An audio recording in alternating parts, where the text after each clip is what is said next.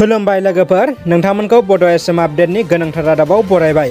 आसा खालामो गासिबो गाहामै दङ। दिनै नोंथांमोननि थाखाय गोदान बर' रादाब लाबोदों। नोंथांमोना गुसुं समावनो मोजां गाज्रि फिसा गेदेर गासै खौरांखौ मिथिनो हागोन। अन्नानै भिडिअखौ जोबजासे नायलांदो। फैदो लोगोफोर, बिदिबा दिनैनि खौराङाव गिबि रादाबाव दङ गोजोनथाव खौरां। दानाय लुनाय हारिमुखौ फोथांनो फेहेरनो लोगोसे रांखान्थियारि बिथिंखौ जौगाखांहोनो आसाम बिधान सभानि बुंथिगिरि मानगोनां बिस्वजित दैमारिया दानाय लुनाय आरो जि जोम दिहुनथाइ मेरुखौ बेखेवना होबाय। उदालगुरि जिल्लानि फेरगाव जौगाखां खोन्दोनि आवथायाव थानाय रुपाघाट गामियाव एसआरएलएम बिथांखिनि सिङाव मोनसे दानाय लुनाय आरो जि जोम दिहुनथाइ मेरुखौ बेखेवदों आसाम बिधान सभानि बुंथिगिरि बिस्वजित दैमारिया। रुपाघाट उत्तरन सिएबएलनि हेफाजाबाव मैया मेरुखौ बेखेवनानै बिथां बुंथिगिरि तामिनबा पानेरि बियाबनि एमएलए बिस्वजित दैमारिया बे मेरुनि गेजेरजों आइजो माहारिया मोनसे मोजां राहा मोनबाय, राङारि बिथिङाव गावखौ जौगासार होनो हासिगोन होनना बुङो। बे मेरुनि गेजेरजों आइजोफोरा गावनि आखाइजों दानाय जि जोम खसाब बायदि जिफोरखौ गुबुननि खाथियाव फानहैनो हागोन आरो बेयावनो बायदि डिजाइनखौ बानायनो सोलोंनोबो खाबु मोननो हासिगोन होनना बुंबावो। बियो दानिफ्रायनो आबुङै एसआरएलएमनि गेजेरजों खामानिया नायगिदिंजागोन आरो जौगासारगोन होनना गावनि मिजिंथिखौ फोरमायो। नैथि खौराङाव दङ सुबुं माहारिया बबे लामाजों? रायजोआव गले गले जादों मुगैथाव लाजिथाव जाथायफोरा। सरकार आरो खुंथायनि लोरबांथि आयेननि थाखाय दिनै जुनारनिस्रायबो गाज्रिसिन जादों माखासे सुबुंफोरनि साननाय मावनाया। गावनि असे फिसाजोखौ आयेन बेरेखायै जिनाहारि खालामनायनि अजद थिखांदों। जाथायनि थावनिखौ बरपेटायाव होनना मिथिदों। गोलाव समनिफ्रायनो सासे लांसुनिया बिफाया गावनि असे फिसाजोखौनो जिनाहारि खालामबोनाय जाथाया सोराङाव फैदों। खौरां मोननाय बायदिब्ला 12 बोसोर बैसोनि उन्दै हिनजावसाया गावनि जोनोमगिरि बिफाया गावखौ जिनाहारि खालामबोनाय जाथायखौ बिमानो फोरमायबोदोंमोन। नाथाय बिमाया बे जाथायखौ जेबो गोसो होआलासिनो फिसाजोखौ हेफाजाब होबोआखैमोन। बिमानो 12 बोसोर बैसोनि हिनजावसाया फोरमायना बिफानि गाज्रि आखुनिफ्राय उदां मोननो नाजाबोदोंमोन। नाथाय बिमाया जोनोमगिरि बिमा नङा, बिमा बाथुलसो होननाबो फोरमायदों, जायनि थाखाय खोमा सुवाखैमोन। 12 बोसोर बैसोनि उन्दै हिनजावसाया गावनि बिफानि बेफोरबायदि आखुखौ लानानै सहायनो हायैलाय साखाथिनि सुबुंफोरनो फोरमायना होयो। साखाथिनि सुबुंफोरा पुलिसखौ लेंहरनानै दुथांखौ हमना हरो। दुथां लांसुनिया बिफानि गुबै न'आ गवालपारायावमोन। बे समाव बरपेटायाव गंसे भारा न' लानानै दङमोन होनना मिथिनो मोननाय जादों। बेफोरबायदि दुथां सुबुंफोरनि सायाव सरकार आरो पुलिसा गोख्रों साजा होआबा बेफोरबायदि मुगैथाव जाथायफ्रा बांलांबाय थागोन। सम थानायावनो सरकारा गोख्रों साजा होनांगौ। क'क्राझार सानजा बियाबनि एमएलए मानाव गेदेर लरेन्स इस्लारिया रेड जन जिल्ला बाक्सानि कन्टेनमेन्ट जनफोराव नायगिदिंहैदों। हादर नाङैनो महामारि कर'नाइजेसननि थासारिया साग्लोबसारदों। बे समाव आसाम सरकारा कभिड-19नि रेड जन, ग्रीन जन जिल्ला महरै फारागथि खालामना होनाय लेखा बाक्सा जिल्लायाबो कभिड-19नि रेड जन जिल्ला महरै सिनायथि होजादों। बाक्सा जिल्लानि तामुलपुर, कुमारिकाटा, नाग्रिजुलि आरो नावकाटा ओनसोलफोरा कन्टेनमेन्ट जन महरै फोसावजादों। सानजा क'क्राझार बियाबनि इउपिपिएलनि एमएलए बिथां लरेन्स इस्लारिया बाक्सानि कभिड कन्टेनमेन्ट जनफोराव थांनानै खौरां लाहैदों। तामुलपुर, नाग्रिजुलि ओनसोलफोराव थांनानै इउपिपिएल दोलोनिफ्राय जानाय लोंनाय, थानाय, मास्क, सेनिटाइजार आरो खायसे गोनांथि मुवा बेसादफोरखौ राननानै होयो। कर'नाइजेसननि नेमखान्थिखौ फालिनानै एमएलए लरेन्स इस्लारिजों लोगोसे सन्दीप बसुमतारी, इउपिपिएलनि दैदेनगिरि कबिन बसुमतारी आरो गोबां दैदेनगिरिफ्रा खौरां लाहैयो। राजखान्थिनि खौरां। बाक्सायाव इउपिपिएल दोलोनि गेजेराव सोमजिदों दुंहाव थासारि। इउपिपिएल मावथिफोरा जिल्ला इउपिपिएलनि आफादगिरिखौ बुथारनायनि हुमखि होनायनि अजदआ खौरां बिजोङाव गोसारदों। सालबारि जिल्ला इउपिपिएल दोलोनि आफादगिरिखौ इउपिपिएल दोलोनि मावथिफोरानो बुथारनायनि हुमखि होदों होनना मिथिनो मोन्दों।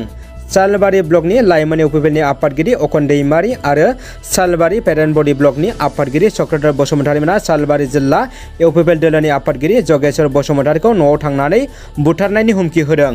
सालबारि जिल्ला इउपिपिएल दोलोनि आफादगिरि जगेश्वर बसुमतारीया गावखौ सालबारि ब्लक लाइमोन इउपिपिएल आफादगिरि अखन दैमारि आरो सालबारि पेरेन्टबडी ब्लकनि आफादगिरि चक्रधर बसुमतारीमोनजों गोबां लाइमोनफोरा न'आव फैनानै बुथारनायनि हुमखि होलांनायनि अजद होदों आरो जगेश्वर बसुमतारीखौ सालबारि जिल्लायावनो थांनो हेंथा होनायजों लोगोसे कनक चन्द्र बर' आरो कमल नार्जारी बिथांमोनखौ गाज्रि रावजों सोंखारनानै आथिं आखाइ बुफायनाय जागोन होननानै जगेश्वरनि न'आव थांनानै बेफोरबायदि हुमखि होदों होनना फोरमायथिदों जगेश्वर बसुमतारीया।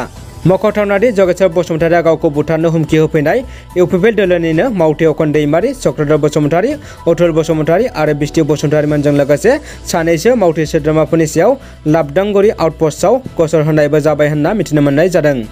बेराफारसेथिं बिटिआरनि गाहाय मावफुं सोद्रोमा प्रमद बर' बिथांनिसिमबो सालबारि जिल्ला इउपिपिएल दोलोनि आफादगिरिया बे जाथायनि सायाव नायबिजिरना जेंनाखौ सुस्रांना होनोबो खावलायदों।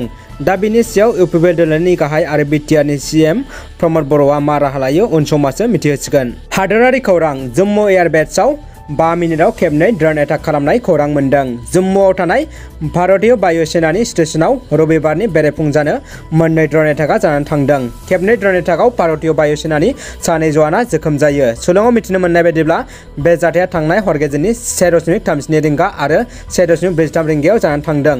मख'नो गोनांदि जम्मुआव थानाय भारतीय वायु सेनानि स्टेशननिफ्राय पाकिस्तान हादोरा 16 किल'मिटार गोजानाव दङ।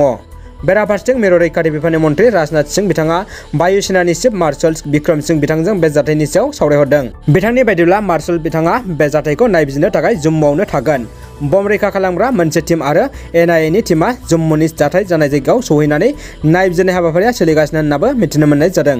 बिटिसिनि मावफुं सोद्रोमा राकेश ब्रह्मआ गावनि गिबि दानारि दान बान्थाखौ गामिनो दान होदों। बिटिसिनि मुसलपुर बियाबाव इउपिपिएलनि बिजाथि महरै बिटिसि बिसायख'थिनि फोसावदिं आफादफोराव राकेश ब्रह्मआ रायजो राजाफोरनो बाथ्रा होनाय लेखा बायदि खामानिफोरखौ फारि फारि मावनो आखायाव लादों। बिटिसिनि 22 नं मुसलपुर बियाबनिफ्राय राकेश ब्रह्मआ देरहालाङोब्ला गावनि मोननो गोनां एमसिएलएनि बेथनखौ लायालासिनो बाथौ थानसालि, ब्रह्म सिबिसालि, मन्दिर, नामखर, गिर्जा, मस्जिद बायदि इसोरनि थानसालि लुफुंनो थाखाय मुसलपुर हालामनि गामियाव रायजो राजाफोरनो होनाय जागोन होननानै बाथ्रा होदोंमोन।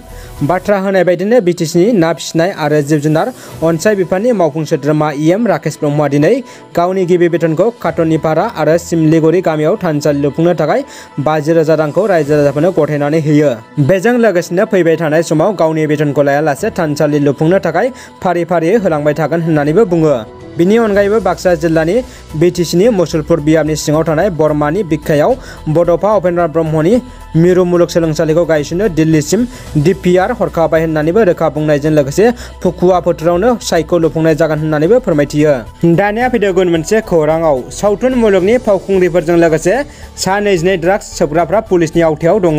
हादोर नाङैनो महामारी कर'ना जिउसानि थासारि। बेराफारसेथिं बे समावनो महाराष्ट्र हादोरसानि नासिकआव मोनसे ड्राग्स सोबग्रा दोलोआ सोराङाव फैदों। नासिक पुलिसनि सिग्रोमनायाव सा 22 सिख्लाफोरजों लोगोसे सा 22 सुबुंखौ हमनो हायो। नासिक सहरनि गंसे गावारि बिल्डिंआव ड्राग्स सोबग्रा दोलोनि मोनसे पार्टी सोलिबाय दङमोन। बे पार्टीआव हुक्का आरो ड्राग्स बाहायनाय जादोंमोन होनना नासिक पुलिसआ मिन्थिहोदों। नासिक पुलिसनि एसपी सचिन पाटेलआ फोरमायनाय बायदिब्ला जेब्ला बे बिल्डिंआव सिग्रोमनाय जायो अब्ला बेवहाय सा 10 सेंग्रा आरो सा 12 सिख्लाफोरखौ हमनो हायो। मख'थावनानै बेनि गेजेरावनो सा 6 सिख्लाफ्रा सावथुन मुलुगजों सोमोन्दो गोनां जेराव सासेया बिग बसआवबो बादायारि महरै फाव खालामदों होनना मिन्थिहोदों।